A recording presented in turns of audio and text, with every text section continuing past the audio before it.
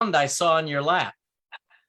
We're on Facebook Live, so I can't share. Uh-oh. We're not live yet. Yes, we are. Yeah. Okay. All right. So don't share with everybody. Okay. I'll try not to. Yeah, now we're live, guys. There we go. But we definitely have the room open, so.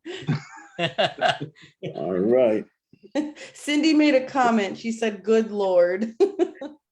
Listen, I've been doing this long enough now. I know when we're live or not. I know what to look for. You did have me scared for a minute though. Well, I've got a video. I've got the best video of Dr. Horowitz that it's gonna always stay between me and him. But he did we were recording promo about seminars, and that was the best video ever. Oh, I know the one you're talking about. You know the one we're talking about? I hear about it whenever you hire someone new. I don't know if that's in your training videos. It is. Yeah. It actually is. We letting the room fill up here. How we doing? Yeah, we usually we'll give it 2 minutes and just wait for people to join. Actually, I think Festina sent me at I think 2 o'clock that we had 75 people that registered by then, but it's not always not everybody joins, and Yeah, it's filling. I'm on the phone so I can't see, but Yeah, so if you're all jumping in, just sit tight. If you're on Facebook, we'll get rolling here in just a sec. so Dr. Smith's in the office. Dr. Horowitz, where are you? Just got home. Just got home. And Just- John's home. And John's home because he just works from there. That's it. I I don't know. live in my little SGS cave here.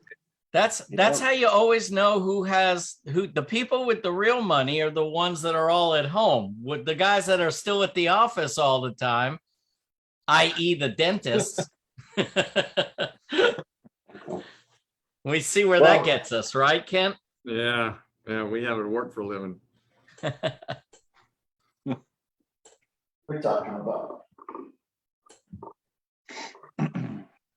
I had to drive all the way here to my brother's house so I can have an office to work at. You kind of cut that close. The last time I saw you about 30 seconds ago, you were still in a car. Yeah, Yeah, perfect timing.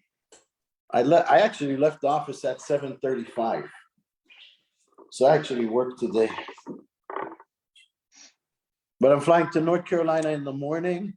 Are you? And I'm back Thursday, and then I got a phone call today, and I decided I'm flying to Israel Sunday. Oh, nice. Yeah. Kaminer and Graham are out there. Yeah, I Oh, saw. are they? Yeah. Yep. Festina, how are we looking? You tell us, you're the boss.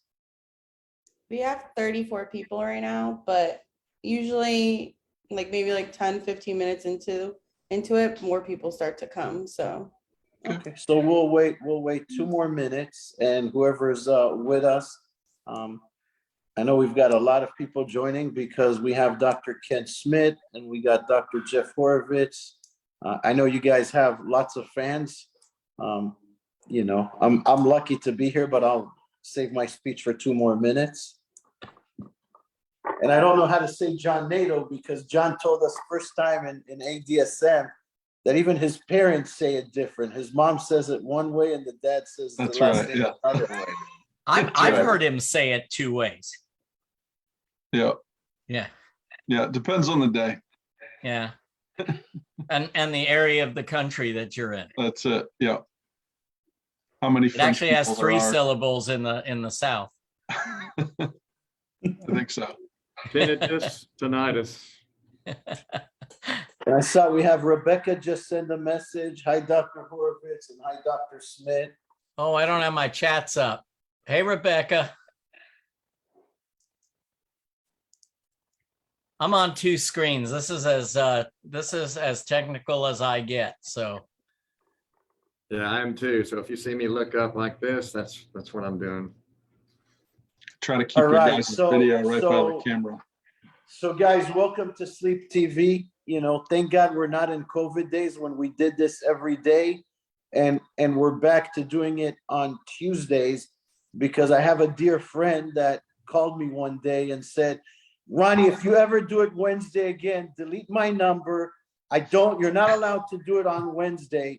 And I said, I love you. And you know what? We'll be on Tuesday. So Dr. Jeff Horowitz is the guy that called me. And, you know, a lot of respect to Jeff. He's, you know, been a friend. I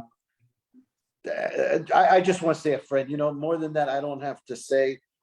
We have Dr. Ken Smith here.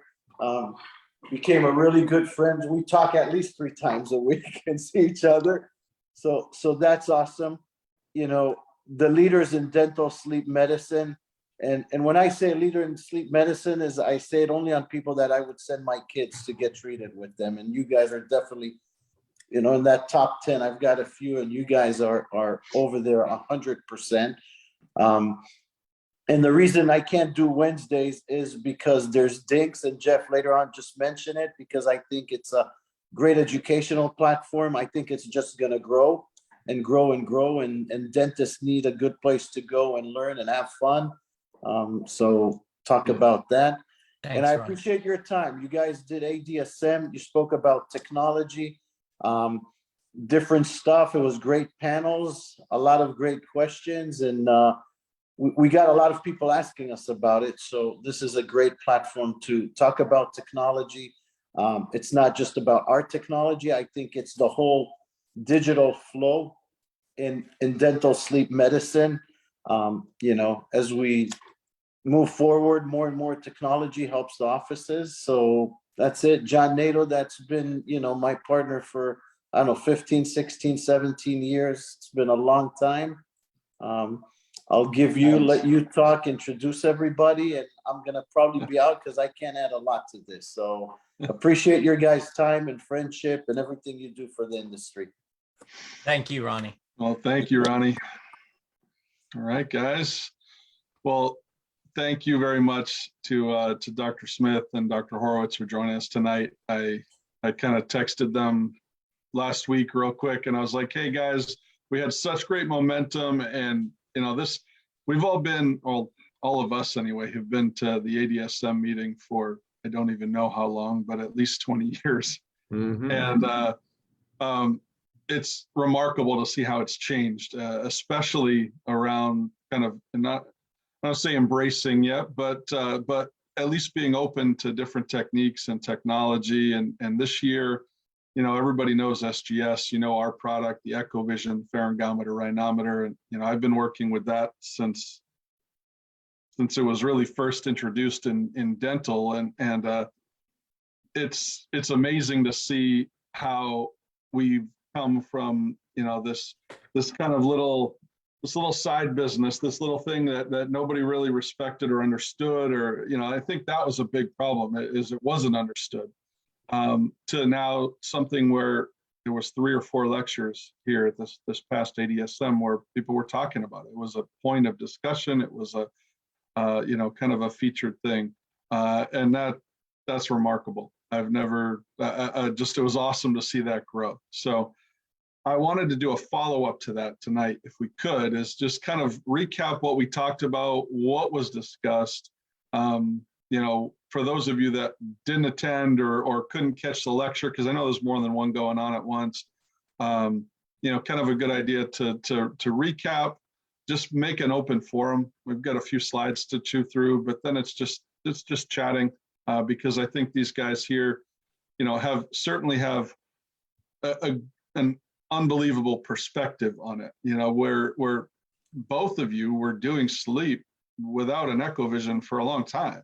And I think maybe that's a good place to start, is, you know, what happened? There was this, at some point, a light bulb moment where it's like, hey, maybe this does have a place in my protocol. And, you know, now people say, hey, I wouldn't do it without it. So I'll pass it off. I guess I think that's a cool way to open, and then we can pull up some slides.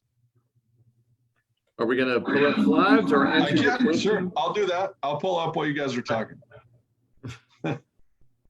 Yeah, I can tell you, my wife knows I'm a born skeptic, and for years, it didn't make sense to me. I even talked against it in my seminars, and I just didn't see the point. But honestly, I had blinders on. I was just using influence of other people to say those things, and that was a mistake, because when I finally decided it was time, and we'll get into that later, what led me to that. But yeah, I now I can't believe I practiced that many years without it, but I did. I made it. I still practiced. Yeah. And for me, it was, I'd been doing this in one form or another, really since the 90s, since I started learning how to take care of kids and how to grow airways in kids. And then, it became a real thing with adults. And, it was one thing to be so passionate about it, but it was another thing to be efficient at it and also be able to make a living doing it. And that was really my biggest struggle in sleep, was how do we make this a part of practice that can also be profitable like general dentistry can? Because this is where my true passion has been in TMJ and ortho and sleep. And yet that was probably the toughest area to make a living, in practice. So for me, there just happened to be a course in my backyard, and I'd been doing it for a while, and John happened to be teaching there. And like you, Kent, I was kind of skeptical as well, but I also knew I wasn't making a great living doing what I was passionate about. So first day went by and it was a lot of science. I'm like, this is a beginner's course. And then that night I took a sleep study. That next day, did some pharyngometry, made an appliance with the pharyngometry metrics, and I was a believer. And I understood that in anything dental that we do, whether it's sleep or TMJ, you gotta have good systems. And this is just another tool in what can be an amazing system. Well, I remember that course. Yeah. And I was like, I hope this guy, I remember thinking, all right, this guy's not a newbie. I hope he doesn't heckle too bad and try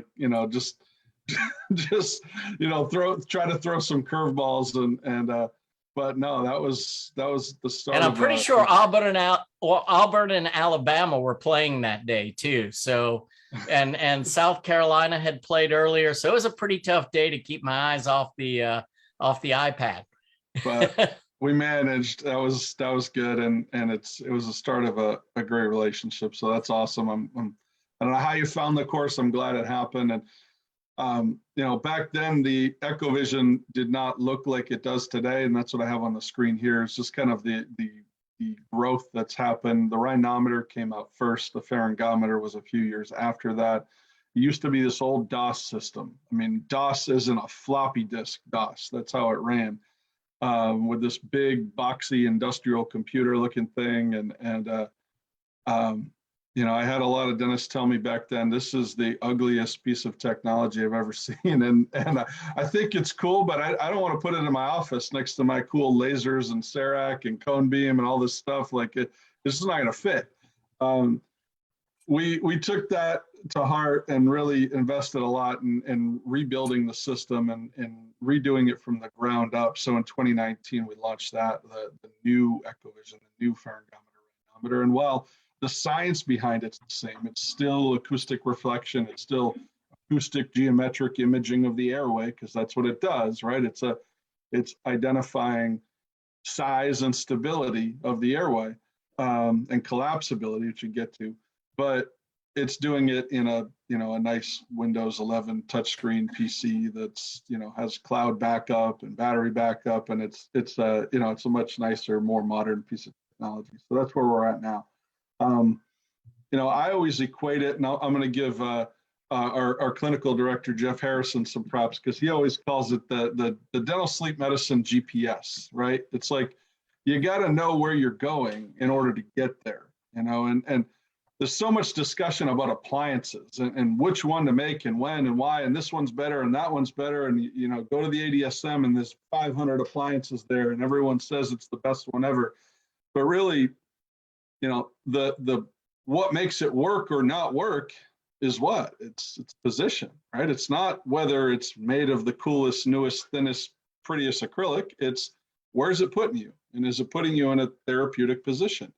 And so, the pharyngometer, for the layperson, I think that's what it does, is it helps guide us to that and hopefully guides us there a lot quicker, as opposed to, you've got this map on the screen and I say, okay, go to 450 Main Street. And you're like, well, where the hell's Main Street? I don't even see it on here. Well, eventually, if you just drive around long enough, you might find Main Street, you might get there. But it will be much better to have some sort of guide that takes you there. Hey, John. Yeah. Can I interrupt you? Yep. Start halfway there, 4 blocks over. Halfway there, 4 blocks over. So that's our George gauge analogy, right? Yeah. And that's true. I mean, that's forever. I mean, I say forever. Even now, today, that's what's being taught, right? Every person with every mouth, with every airway and every height, weight, whatever, every occlusal classification, everything, everybody starts this much open and this much forward, and that's it. That's that. To me, that's just crazy, and why not measure, right? What else do you do in dentistry that you don't measure, So I think that, really hammers home a key point. And then the other point, and I think Jerry Hu and John Camisi did a great job with this article to talk about vertical, because again, traveling around the ADSM, what do people say? If you go talk to a sleep dentist and say, okay, you've tried everything, right? You've cranked them forward, backward, sideways, upside down, and you're not getting an ideal result, then what do? What do they tell you? Add vertical. What if you just did that first, if that's what they needed, instead of wasting months and months of cranking screws and changing straps and bands and hooks and whatever else to get to a result that's not going to help?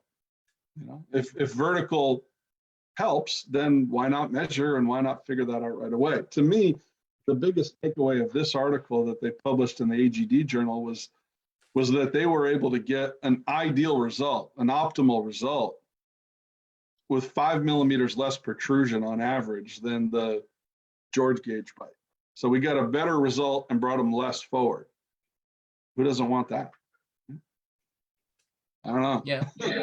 The success rate was in the 80th percentile too, which, and that was across different levels of severity. So if you really take that apart and compare it to the overall success rates shown throughout all the other literature, I think this was really an incredible paper. And I think it's just the beginning of what we're going to see as more studies come out. And, obviously the no titration part was key. That's, right. I have a lot of people ask, how do we, and it was your opening statement, Jeff, how do I be profitable with this? How to be more profitable with this?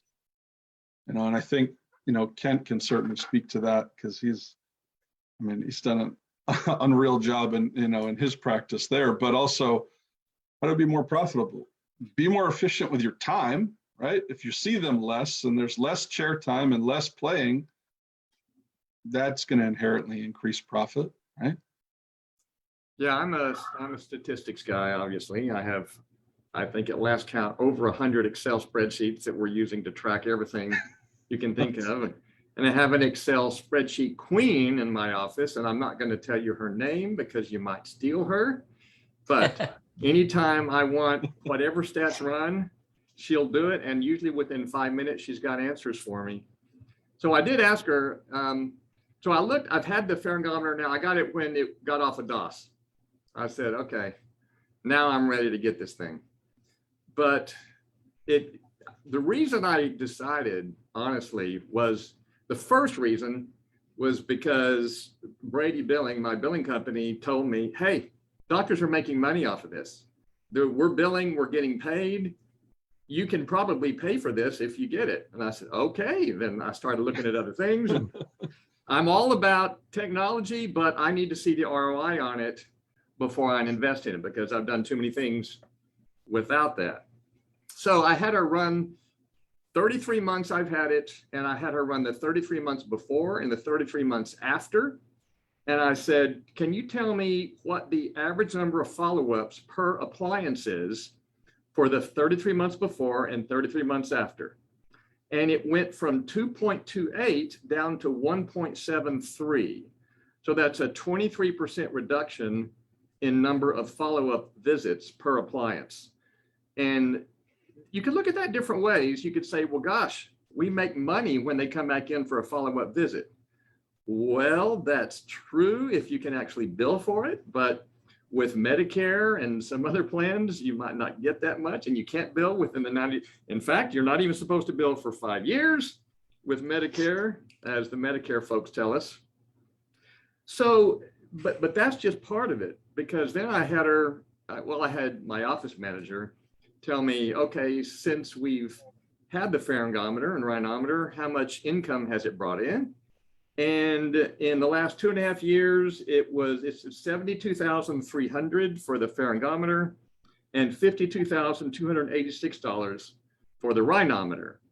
So those are just billing those codes. So that's right at about $125,000 or about $50,000 a year that we've cleared. I mean, there's very little cost once you get the equipment. So it's clearing $50,000 a year. So it's kind of a no-brainer financially. It totally makes sense. And that's even if it doesn't help you, even if it doesn't help you get to the endpoint faster, right? And on top Which of that, sounds like it is. the patients love the technology too. I mean, you got to admit, all patients love technology. They think you know more than the last guy they saw. So, you know, I had 3 reasons to do this, and well worth it. And I think another, I guess if we're making those points, kind of the why points, and you guys can speak to this. I mean, I know, Kent, in your practice, they come in for a consult and patients are worked through all these stations, so that even prior to seeing a doctor, they've had numerous workups done. So you've got a complete set of info on everybody.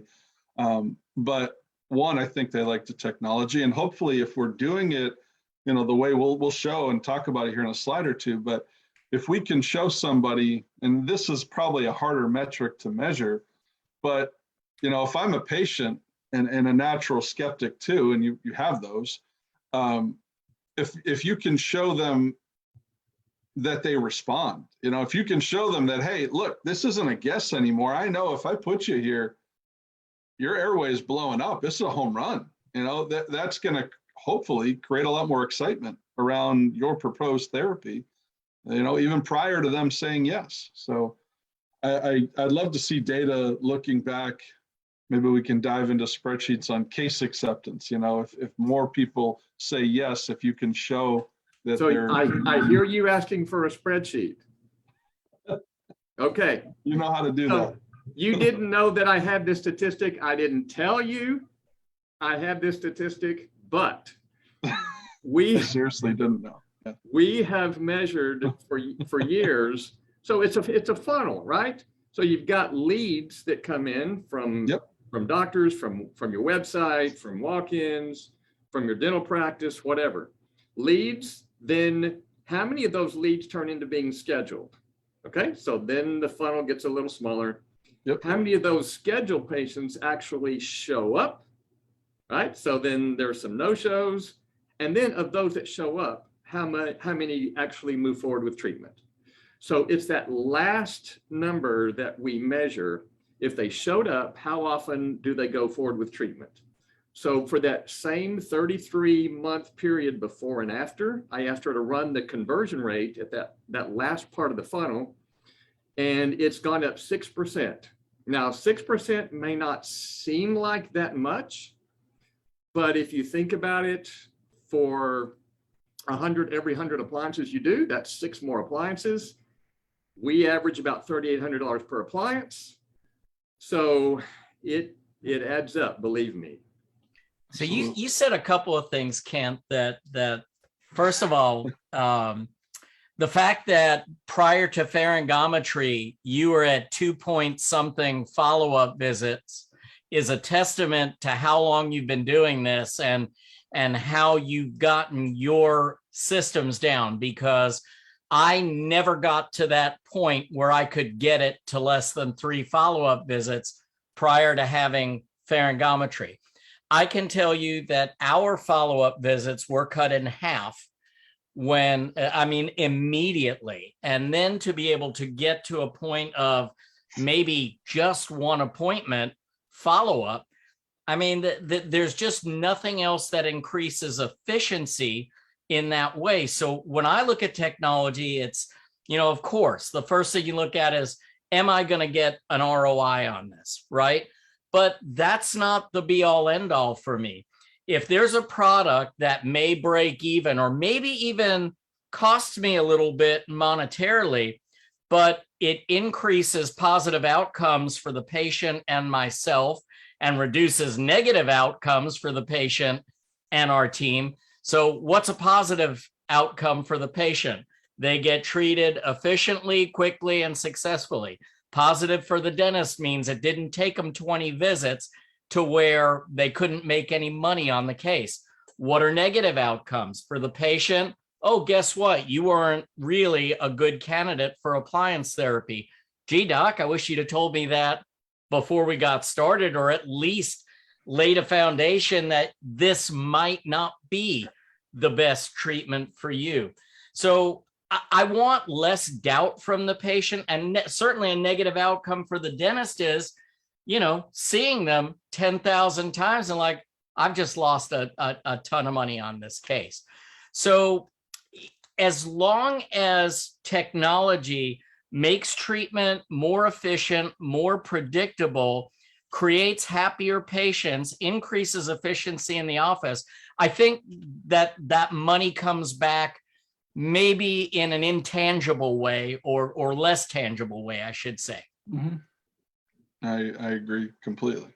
Yeah, one tangible way is it's really hard to know how the experience of the patient translates to them then writing reviews, telling their buddies about it, referring in their friends and family and coworkers. But I can tell you that since I got Pharyngometer, we're now making twice as many appliances that we were before. So I don't know all the stuff that went into that, but I know that we're more productive since we added that to our, in fact, it took me about a few months before I decided I needed a second Pharyngometer. Love it. Well, John, we interrupted your slide presentation. No, it's okay. This was honestly, like, on a webinar with especially the 3 of us, we don't even need slides. We could probably just sit here and ramble. But I always like to show this one when we're talking about pharyngometry, because these are when the historical, I don't say rebuttals, but questions that everybody has, and kind of for the layperson or for somebody that's not experienced it, not tested with it, I could see where that's, hey, you're measuring somebody sitting up in a chair. How does that correlate to what happens at night? And I totally get it, right? Why are you testing them upright versus supine? You could certainly, fully recline them in your operatory and test them, in a supine position. Wouldn't that be more accurate? So the upright versus awake thing, I think or the awake versus asleep thing, it goes back to, and some of us that have been in sleep a long time remember, my original boss and mentor, Dr. Ed Spiegel, and he was really instrumental in bringing this to dentistry. And I remember one of the ways he used to teach it is he used to say on a pharyngometer, oh, this is your daytime airway and this is your nighttime airway. And so people were like, well, wait a second. No, that can't be your nighttime airway. It's not nighttime. That's impossible. And really what it's, that was a way to get people and patients maybe to understand it a little better. But what we're looking at is not a day versus night airway. There's no way to image your airway with a pharyngometer, what's happening at night. I get it. What we can see is compliance and collapsibility. And collapsibility in an airway is the mechanism by which we have sleep disordered breathing and sleep apnea. People with stable airways don't have OSA. People with unstable airways do. And we can see that dynamic change, right? That flexibility, which is why imaging like this is more viable, certainly, than something like cone beam, which is a snapshot. It can see a picture of an airway. It can see whether it's big or small, but what it can't see is that flexibility in the tissue. That's what we could see with pharyngometry. And we know that when you have a highly compliant collapsible airway while you're sitting up awake in a chair being tested, that same collapsible airway stays with you at night when you go to bed, and it collapses and it chokes you, and that's why you have apnea. We also know if we can make that collapse go away, that improvement goes to bed with you as well. So it's not so much about saying this is exactly how big an airway gets while you're sleeping, it's mitigating collapse. And we know that translates, and all the research shows that translates to nighttime as well. So that's the upright, or that's the awake versus asleep thing. And then upright versus supine, I always, anybody in dental has experienced this, as you have a patient in a supine position and you're just wrestling with their tongue, right? Because they're protecting that airway, they're unconsciously protecting it. So the reason we don't test people in a supine position is because they will unconsciously activate muscles, thrust the tongue, advance the mandible. They'll do things to protect their airway from collapse, which is precisely what we're trying to get it to do. So you're fighting with them the whole time. When they're upright, they don't have that same propensity to protect airway. And so you get a cleaner, more reproducible test. And that's why we do it that way. So hopefully those kind of clear those two big questions up anyway. They get asked all the time. John, I would add to that too. There have been so many studies done on the positional part of pharyngometry, and what was found in most of them, there were some that said how reproducible it was when you were standing up in the mirrored position, how reproducible it was when you were in the sitting position. What we learned also is that, it can be a little bit worse when they're supine, unless they're protecting their airway, which patients were shown to do. So once something becomes non-reproducible, I think that becomes a place where we need to say, maybe that's not the data we need, because none of the data that we're getting is exact to what's happening at night. This is all correlation. This is all a tool. How collapsible is it? About where are they collapsing? What are my chances of seeing some kind of successful outcome by treating this patient with oral appliance therapy? So by and large, where we got the most reproducibility was in that seated position, and just do it the same way every time, regardless. They were all pretty reproducible, except for the patient that was lying down, based on whether they were protecting their airway or not. And even then, it was still pretty darn reproducible. Yep. I agree. I've seen it a lot. We already kind of talked about titration and this kind of, the flying blind approach, and, the putting everybody in the same position, and, then going from there and seeing what happens. I always, in our bigger lectures, I always equate it to like shoes, right? The average shoe size for US men is a 10.5.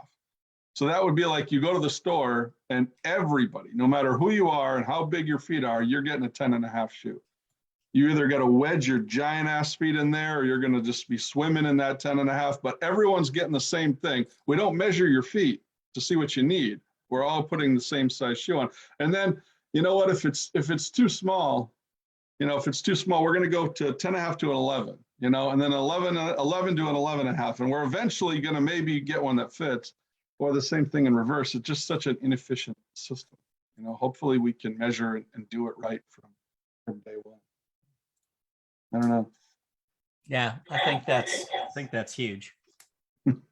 I'm not going to get into like graphs and reading a pharyngometer report or any of that stuff right now. That's not for tonight.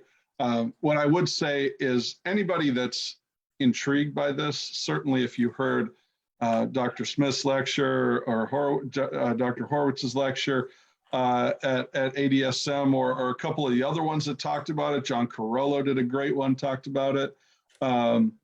So if you want to learn more or see, and maybe, I don't know if Faustina's listening or she can put it in the chat, but if you want to learn more about this, see what it might look like in your practice, see how it's going to fit in your flow. That's one of the reasons I wanted to do this follow-up tonight, because I think it makes sense. We can come in and we'll go through all those graphs and all that data. You'll understand this. It's just tonight's not the time to do it. What I will say is our software has improved a lot over those early generations, and we now have reports and things that can be printed and shared with sleep physicians and all that stuff. And I think that's certainly powerful. Again, as Kent was saying, it kind of sets you apart too from the other guy down the street that, the sleep patient comes in and they take the little George gauge bite. They don't do any imaging or scans or measurements or tests. And this is, part of, not everything, but it's part of a pretty comprehensive exam. Well, it's a confidence builder for the patient, not just, wow, look at the technology, but beyond that, what are they learning about themselves? Oh, wait a minute. The distance between those two lines is how collapsible my airway is. You've just educated a patient in 30 seconds and what would have taken you, 5-10 minutes to really explain. And they go, oh my gosh, we need to fix that. It's like when you put the big X-ray on the screen and, and they can see the bombed out area of decay. They're like, okay, how do we fix it? They ask you. No, I think setting that expectation. I mean, it's the intraoral camera analogy, right? As you show them what's broken, and you don't have to offer a fix. They're gonna desire it. If you show somebody a broken bone, they want to make it better. You show them a broken airway, they're going to want to improve it. And I think working through stuff like this with the airway metrics jigs helps you get there too, right? So you can now, and again, for those of you that haven't seen this, these little bite jigs are kind of our tool for testing response to different positions, right? This is trying on an appliance before you buy it, is the best way I can describe it, right? Different verticals, different horizontal positions. The jig holds you there long enough to run a test and see how that airway responds. So, when Kent, when you come in the room for a patient that's already been tested, I'm assuming they've been run through 5-6 of these positions prior to you even seeing them, right? Yeah, and I was going to mention that this is assistant-based sleep. I mean, I can't even tell you the last time I actually worked on the pharyngometer. All my assistants know how to do it. And they really love doing it. They love all the technology. It just makes them feel more worthwhile, makes them feel like they're part of the whole process rather than just passing the patient off to the dentist. They've been a part of figuring out exactly where to start that patient and what the airway looks like and how compliant or non-compliant it is.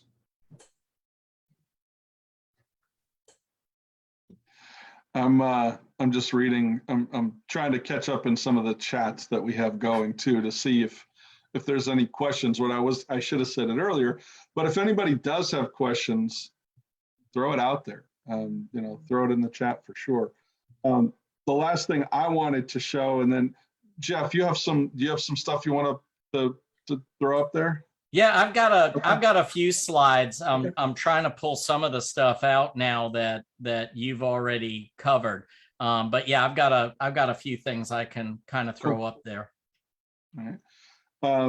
I know Faustina's going to put a link in the chat and a link in the Facebook Live stream for. I'm trying to see if it's there now. It's not there yet, but she will put it here at the end, where you'll have a link to click through to request a consultation specifically for your practice, a demonstration in your office, a consult with one of our sleep coordinators, just to chat more and discuss your specific situation and needs and all that, and actually get your hands on and do some testing, because this is one thing to see a slide. It's different to actually test and be tested. Sorry, let me chime in real quick. The link is generating, just another 2 minutes and I'll post it for everyone. Very good. Thank you. Thanks. All right, I'll stop sharing this. Jeff, if you have some you want to share. Yeah, so there's still probably too many slides for what our purposes are tonight. So I may just rattle through some of them if you don't mind me. Fine. If you don't mind me fast forwarding a little bit. Let's see here.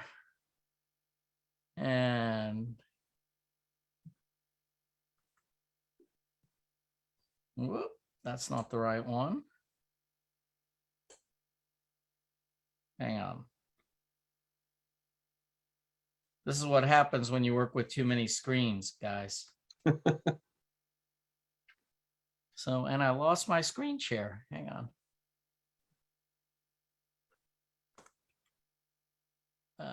Give me just a second. Talk amongst yourselves, guys. Well, this is the lecture that was on the main stage at the AADSM a couple weeks ago. So. Are you seeing it or not? I'm seeing the slide sorter, like the little pictures. Are you? Okay. All right. So I'm just making sure we got the right thing up. There we go. There we go. You got it? Okay. Yeah. So yeah, I mean, first of all, this lecture was way overdue at AADSM. It's something that when people don't embrace certain technologies, not only do they I think that they will at times try to disprove it to make themselves feel better about not investing in the technology. And, we can prove or disprove anything we want in the literature. And, the most amazing thing to me about doing a lot of research on pharyngometry, and as a past scientific advisor at the Coyce Center, you can't stand up in front of that group and not be based in science and data. And so, I've had the opportunity to do a lot of research on this. And what was amazing to me were how many articles there were that supported the use of pharyngometry, way disproportional to the number that were against its use for dental sleep medicine. And in those studies that I found that were against its use in dental sleep medicine, they weren't comparing apples to apples. They almost had to make strange assertions in order to disprove the technology. And so that's kind of what I wanted to do in this lecture was to show how the preponderance of evidence says that this can be an extremely useful tool for us, how it does correlate with CBCT, except for the fact that you have a static image in a CBCT and ionizing radiation where you don't have that and you're looking at a dynamic structure. So, I just wanted to get some of these points across, and that really this is not a be all end all. This is not an absolute. This is something that is really meant to be a tool just like we use a Minnesota retractor when we're doing, oral surgery to retract the cheek versus a mirror. There aren't that many studies, randomized controlled studies, that say, okay, here's proving that the Minnesota retractor is better. It's just a tool that gets you to the end result faster, and we don't have any risk associated with it. So that's kind of where we are with pharyngometry. So I'm gonna bop through these pretty quickly, but the newest version of this, as John said, it's got software, it's got the pharyngometer and the rhinometer. Is the nasal airway good or isn't it? That's all I want to know. If it's good, press on. If it's bad, I'm going to make a referral to an ENT or find out why it's bad, possibly even an allergist. So once we get past rhinometry, then we're going to use pharyngometry to say, what are the chances that you have OSA? What are some of the points of collapse of the airway? How collapsible is the airway? And then what are the chances of us having some kind of success in providing you appliance therapy and having at least a roadmap to start that process? So rhinometry, is it good? Is it bad? That's all I care about. I don't care about the numbers. This is a simple test. It can be done in 1 minute, literally. We're just going to test each nostril to see if the nasal airway is patent or not. And again, this is a way that we mitigate risk. We can tell patients, look, you have a really bad nasal airway. We need to get you to an ENT if we want to maximize the results of appliance therapy. So we mitigate risk, we set realistic expectations, and that has been tremendous. So then in rhinometry, we're going to look at the oral airway. I want to see how bad does it collapse? Where is it normally? How bad does it collapse? Where does it collapse? And then what are the chances for success with oral appliance therapy? And can I find a position that supports you? So rhinometry, basically, we're just looking at 3 bell curves. Do they go through the bell curves, or are they below the bell curve? And if they're below the bell curve, then we've got a problem. So we get them to the ENT or the allergist. Real easy to see that they're below the bell curve here. So very, very simple. And that's as fast as that test needs to be. I mean, it doesn't need to be belabored any longer than that. Pharyngometry. Again, all I care about is, what is the likelihood that you have apnea? Where is the collapsibility? How bad do you collapse? And is there a good possibility that I can fix this with oral appliance therapy? So we're setting expectations. Well, why do we need that if we have a CBCT? Well, as John said, a CBCT is just a snapshot. Is the patient breathing in? Is the patient breathing out? Is the patient's neck back? Is it forward? Are they sitting? Are they standing? Is their head tilted one way or the other? Did they have their bite all the way together, or were they in CR, or were they biting on a big thick tab? There's so many variables, and all you're getting is the size of the airway, which doesn't really tell us a lot about collapsibility and what's happening in a dynamic airway. So if you wanted to try to capture that, you could, but it would be multiple scans, and that makes absolutely no sense. So study after study, I mean, you can go through, do your own literature review. Anyone who wants to get in touch with me, I am happy to share this lecture in PDF format. John has it. He'll be happy to share it as well. Study after study, and the list goes on and on about talking to how the technique is suitable not only for measurements of static properties, but by virtue of its ability to look at the airway across different points, and every 2 seconds, what we're finding out is that this is good at looking at the dynamic structures as they change during inspiration and during exhalation.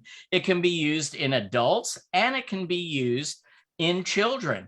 So again, I don't have time to go through all these studies. Obviously, this is just a 1-hour discussion that we're having tonight.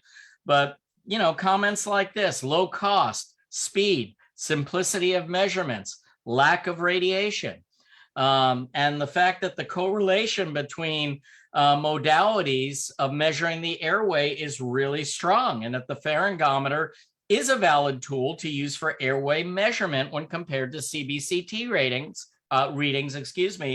except without the ionizing radiation and in real time as the patient is breathing out and breathing in, and we can watch it over those times. So there have been a few challenges to this over time, but this is what I really wanted to spend time calling attention to during that lecture at the AADSM. So one of the great studies came out, we call it the Rutgers study, came out in 2017, where Ananthan talked about how we could correlate what we see in pharyngometry to CBCT. And that's absolutely true, except that we're seeing it over time. So we're really understanding what's happening in all situations in the airway versus just the snapshot that's being taken when you get into the CBCT. But in this second paper that he did, he talked about, for some reason, I'm not sure what happened politically there, and maybe there's some backstory there, but for some reason, or maybe it was, just to be a good scientist, wanted to really look at pharyngometry again. So he came back and wrote this paper saying that maybe it's not as good as we thought it was. But look how they had to do this and how they had to play with the wording to make this happen. And I think this is the key to everything that I've seen, is they have to play with the wording or play with what the end results are or what metrics are actually being looked at. So he talks about de Jong having said that that the minimum cross-sectional airway, which means everything to us in OSA, how that could be a significant predictor of moderate to severe OSA. But now listen to this. So de Jong says minimum cross-sectional airway found by the pharyngometer is a significant predictor of moderate to severe apnea. And then he says, but contrary to that hypothesis, Friedman said that the cross-sectional airway measured by acoustic reflection is unreliable in predicting treatment outcomes. So in the first one, we're looking at predicting whether or not a patient is likely to have OSA. And then in the second one, they're saying, well, we don't know if this is going to absolutely predict treatment outcomes. And that's the thing. We know it's a great negative predictor. So if you have a patient that completely does not respond to pharyngometry, then we tell them you may not be a great patient for this therapy. There's a good chance you're a non-responder. I'd rather you spend your money on something that we know will treat you more effectively. And yet what they're saying is, well, we don't know how much better it's going to get them. Well, we never know. But what we do know is that I have a better chance of getting them better if I can improve their pharyngometry statistics than if I can't. And that has been proven clinically by people like Dr. Ken Smith and Jerry Hugh and John Camisi and the people who've been using pharyngometry for so long. Another one looked at pharyngeal volume, which absolutely means nothing. Cross-sectional area, that's the smallest point in the airway. The volume is just an average of all those different cross-sectional areas. So if it's really small in one spot and really big in another spot, you're going to have a pretty decent volume, but the limiting factor is the smallest point, that minimum cross-sectional area. So I really want everyone out there to just look at some of these studies. John Viviano, who has really, he has written so much supporting literature for acoustic pharyngometry, and more recently came out and wrote a paper about the velopharyngeal port, and that it may not always be closed, that area right behind the nasopharynx. And if it's not completely closed, then your measurements might be a little bit bigger. I don't care. The thing is it correlates. This is about correlation.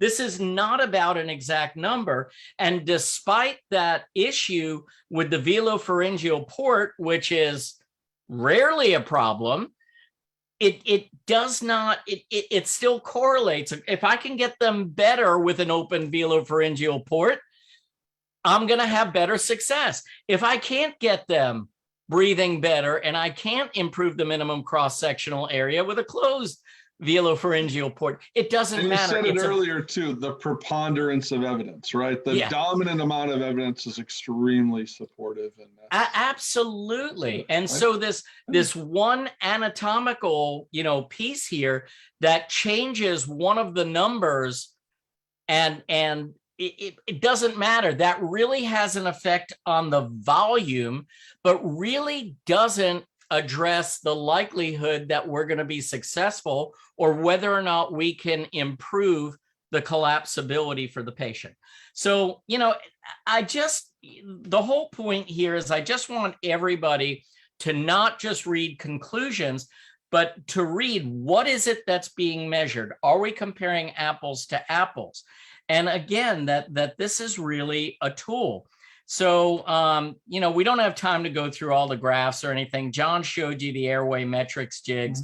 Rhinometry, is it good? Is it bad? It can be really fast. That's as long as it takes, is what you just saw right there. Then we'll do a baseline and a collapse. Once we get them past that, we're going to go through the airway metrics jigs and we're going to find the best position for any given patient. So we're going to look at vertical. We're going to look at the AP movement. Where does this patient need to be? Because every single patient is going to be different because they're all starting out with something different anatomically. It's like the size 10 shoe, right? It's as if we did root canals on lower second bicuspids. The average lower second bicuspid is 21 millimeters cusp tip to apex. How many of you feel comfortable filling taking the, debriding the pulp 21 millimeters and filling the 21 millimeters on every tooth and then saying, oh, well, we can adjust it if it's not working? No, those days are over, and that's inefficiency at its finest. So anyway, what we know is the preponderance of the literature absolutely supports this. Again, don't have a lot of time to go through this. Here's, this is an old case of mine that I used to show when I was teaching with SGS. Just a fella named Paul. This is where the rubber meets the road. Is this guy comes in, he's got a 48 AHI, spending 20% of the night under 90% oxygen, maximum heart rate 130 beats per minute. Average heart rate is in the 80s. These are all statistics that says this guy's sick. And yeah, he's going to have a really negative outcome. And the guy couldn't use CPAP. So we put him on the pharyngometer. I do his collapse. We go through all the airway metrics jigs, and I find the position that's going to treat him with the most efficacy. So I have a great starting point. It may not be my final point. I may have to tweak it. I may do pharyngometry again. But for the most part, this puts me in the zone pretty darn quickly. So we check his collapse. Then we find the position that improves the airway the most. We use those jigs that John showed you. And once we find that right position, this shows you how old the case is. This is still Aluwax that we were using at this point with a dorsal appliance. We take the bite. Now look at the amount of vertical in this. None of you using a George gauge are going to ever start a patient with 10 millimeters of vertical opening, ever. And yet I knew right away that he needed to be more vertical and very little AP. Like you said in Jerry Hugh and John Camisi's paper, one of the things they talked about was that the average patient treated with the George gauge was at least 4 millimeters too far forward from where they needed to be, which says a lot more side effects, a lot more negative outcomes. So, here's where he was before. We did not have one single titration appointment. Got the appliance, couldn't believe how great he felt. We let him go another month just because we want all the inflammation in the airway to be resolved. Let him go another month, bring him back for a sleep study. We were done. AHI 8, time under 90%, 0. Maximum heart rate goes from being 130 beats per minute to 80 something beats per minute. His average heart rate goes down into the 60s now. So, I mean, this guy is fixed with no titration appointments. That would have taken me, and Ken, again, I'm not as good as you. So that would have never, I would have never gotten that done in 3 appointments. He probably would have been a 6 to 7 appointment patient at best. And now I was able to do it with 1 single follow-up, which was really just to find out how he was doing. So I always say it's that face you make the first time you hear Rush. That is a great kind of day. The big difference. I like it, man. Yeah. I like it. I'm Big getting all the difference is texts. just using pharyngometry and incorporating vertical. That's the big difference. So again, there's Jerry Hugh and John Camisi's paper, but again, article after article after article supporting all of these things. And the bottom line is this, guys. Do you need this? Do you have to have this to do sleep? Well, Kent is here telling you he did it for a long time without it. I'm here telling you I did it for a long time without it. Can you do it? Yes. Are you going to be as efficient? No. Are you going to be as profitable? No. Because this is a tool.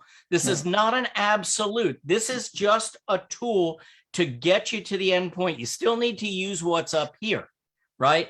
You still have to make some decisions. You may have to tweak it. But like Kent said, he's down now to under 2 appointment follow-up.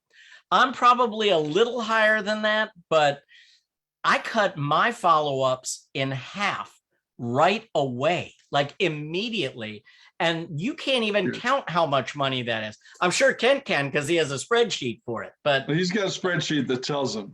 yeah, exactly. But so my my last all the text to say to try to wrap up, just because we always try to keep it under an hour, but an hour is kind of our I got you. Well, this is my last. This is my last slide. Okay. Good. So this was just my summary, which was really that.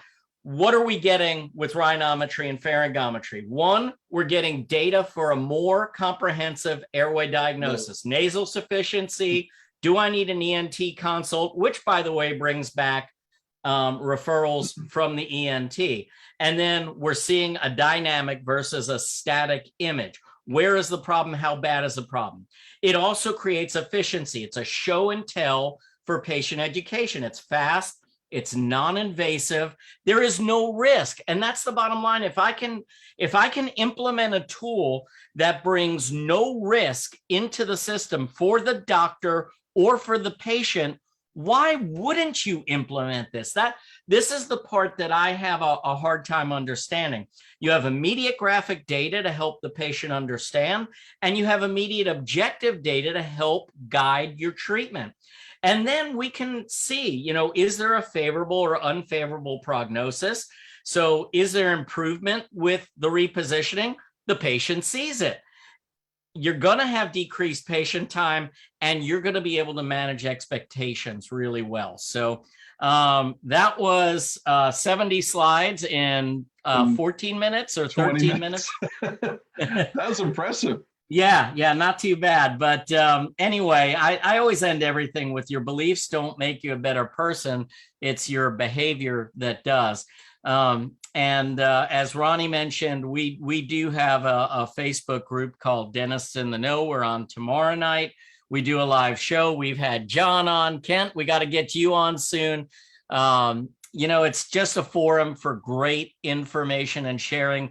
And the main thing is just that we're polite to each other. We don't allow any bullying or there's really not a lot of room for ego in dentistry because every time you let your ego get in the way, something bad happens in dentistry. So that's all I got, John. Thanks, sir. That's Yeah. awesome. Thank you. Kent, do you have any closing stuff? I appreciate it. Ken's still at the office. I'm home, Jeff's home, Ken's standing there in the office. So I very much appreciate it's your time thunderstorming tonight. here like crazy. If anyone is in Dallas, they know what's going on with this weather, and I gotta get home in this. So Yeah. no, Does it ever do anything else in Texas? Oh no, you were just here. The weather was great. No, I like Jeff. I would, if somebody said, I'm taking your pharyngometer rhinometer away, I've got to make a living, I would still continue to sleep, practice sleep. I'd probably shoot the guy on the way out, but because I'm in Texas, but I would probably still practice. But like Jeff said, I wouldn't be as efficient. I wouldn't be as productive. I wouldn't have as many patient reviews. I dare you to go to Sleep Dallas and look at our reviews and see what people are saying about the technology we use. It's pretty amazing. Mm-hmm. It absolutely is. And I mean, being in your new office too, I mean, that's state of the art. It's absolutely, I've been in a few hundred dental sleep practices around the country, and where you're at now at that, your new place in Frisco is the best of the best, man. It's unbelievable. Thank you. So thank you all very much. I know we ran a few minutes over. Thank you very much for joining. I saw Faustina did post some link that gets to a landing page that you can submit some info. And if you want to have a conversation, I mean, I saw a lot of people posting in the chat. Rebecca posted her personal contact info in the chat. She's our director of education, and just an absolute phenomenal resource for dental sleep medicine knowledge. So the whole team is posted in there. The link there to the website, pop your info in there. Somebody will follow up. We can schedule a call, maybe schedule a visit to your office, see if this makes sense for you. Everybody's in a different spot in their dental sleep practice. Some of you need to know how to optimize and take it to the next level. Some of you are just starting, and there is no dental sleep practice. And regardless, we can certainly help and give you some direction there, because it's a lot more, especially for you just getting started. It's a lot more than just this equipment. This is one piece of a very comprehensive puzzle that needs to be solved. So we can help you with that. That's it. It's Tuesday night. It's 9:07. Thank you all very, very much for joining us. And Jeff and Kent, I appreciate you guys a lot. I know you took a lot of time out tonight to be on with us, and I'm grateful for that. Happy to do Always it. fun hanging. Yeah. This is the first time I've done a webinar with Jeff and I didn't have a bourbon in my hand. So this is good. This is new. Mine's at home. See? All right, man. Have a good night, everybody. All right, guys. Good night. Good night.